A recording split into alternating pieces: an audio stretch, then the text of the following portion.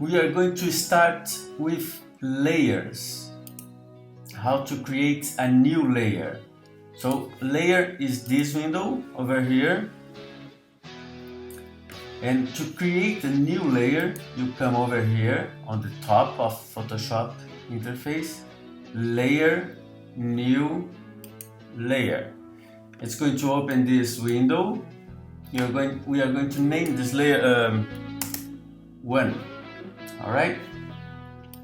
Okay. And there you go. There is a new layer over there.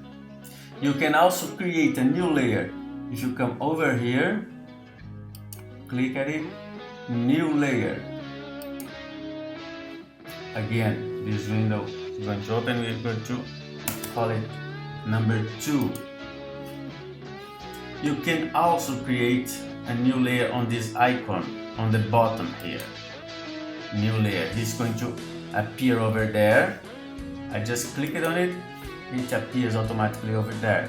So you double click at it and you can name it whatever you want.